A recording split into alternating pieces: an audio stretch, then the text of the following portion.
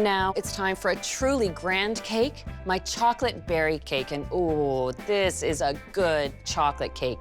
I like to line the bottoms of the pans with parchment paper. What you do is take that square, fold it in half, fold it into quarters, and then a triangle. Then turn your pan upside down, hold that point at the center of the circle, and mark with your finger where that outside edge is. And once you open this up, you've got a circle piece of parchment without a marker or pen in sight. Now my pans are ready, I can start on the cake. I've got 1.5 ounces of bittersweet chocolate, and I'm gonna make coffee here. And I'm going to measure 3/4 of a cup of this hot coffee and pour it right over the chocolate. And then I do nothing. I actually just let the hot coffee do all the work to melt the chocolate. So I can start on sifting my dry ingredients. 1.5 cups of sugar and 1.25 cups of all-purpose flour.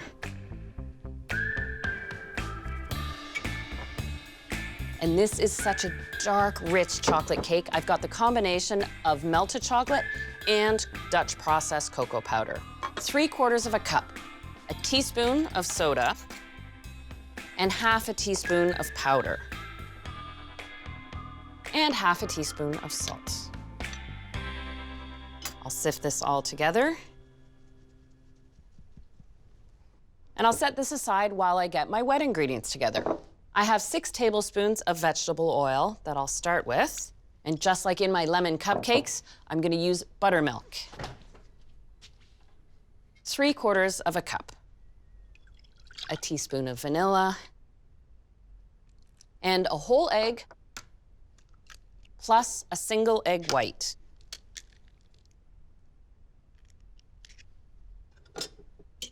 Just give this a little whisk.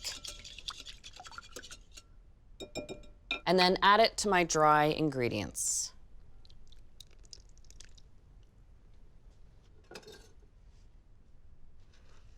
As the sugar comes in contact with that buttermilk mixture, it starts to soften up. This almost looks like brownie batter. There we go. Now that my chocolate has had time to sit, I'll whisk it together into the hot coffee, and then this gets added all at once, and I'll switch back to my whisk to blend it together.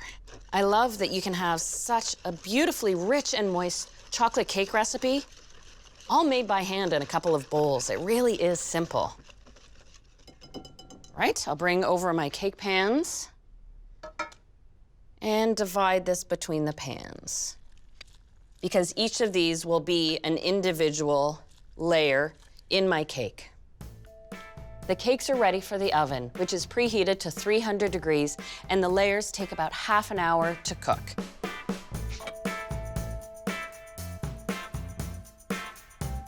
Ooh, chocolate cake.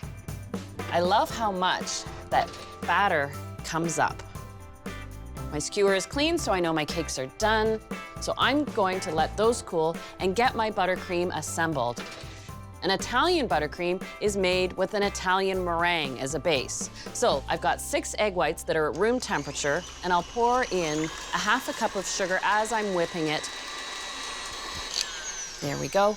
Now that my whites are whipped, I can start the hot syrup. First, I'll measure 1/2 cup of water, and into that, 1.5 cups of sugar.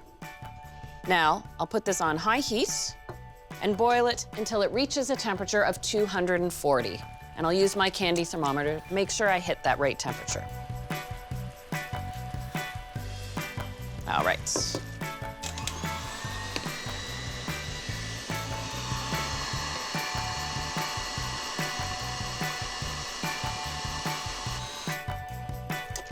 Wow, now that's a lot of meringue.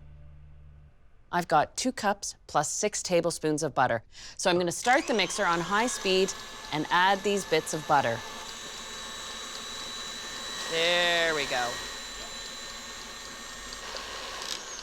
Now it's time to add a little flavor, a tablespoon.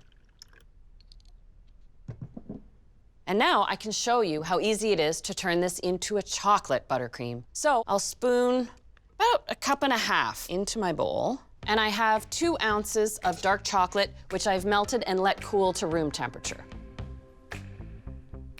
You just stir that until blended, and ta-da, you have chocolate buttercream. And I want to stir into that 2 cups of fresh berries. And I want to completely cover the fruit with the buttercream. I'll start with my first cooled cake layer. Now, I still have the parchment on, so I'll peel that away. I'll lay that on the center, and then half of this chocolate berry buttercream gets spread on top. For a second cake layer, the buttercream now holds both cake layers to the berries. Now the remaining chocolate berry layer. On goes the last cake layer. Now I have my vanilla buttercream, but I want to play with tinting it. And using a food coloring paste adds color of any hue and any depth. So you can do a little pink or a lot pink. And I'm actually going to do a combination. So I want pale pink to start. I think I've got a nice pale pink here. So I only need a thin layer of buttercream to coat the sides. And I want to make sure I get a full layer of buttercream on top. Start in the center and I push it towards the outside of the cake. I don't need perfection when it comes to the sides of the cake. I just need it evenly covered. Now it's time to have a little fun with the decoration. I'm doing what's called a petal pattern, but you don't need a petal tip. All I need are basic plain tips. The same tip I use to pipe the frosting on my cupcakes, except I need 3 of them because I'm tinting my frosting 3 different ways. So first, I'll put 1/3 of what's left of my light pink frosting into my first piping bag. Now, I'm gonna add a little more pink to intensify the color. Now, half of this I'll put into my second piping bag.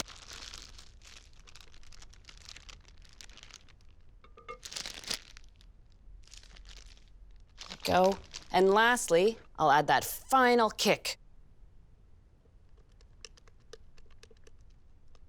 All right, and this goes into my last piping bag.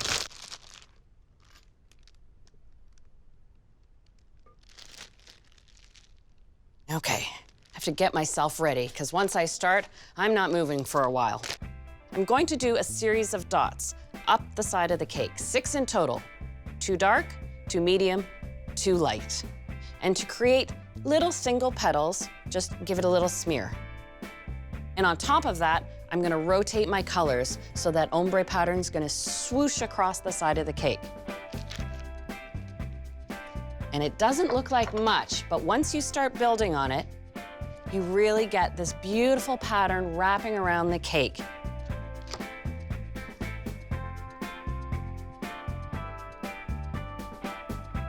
Look at that beautiful color tone. I love that you can make a cake so elaborate, yet with such simple tools. But now it's time to cut a slice. Another joy to Italian buttercream, how cleanly it slices.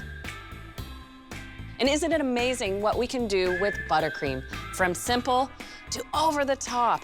So I really hope you'll take all these ideas home to your kitchen to bake and enjoy.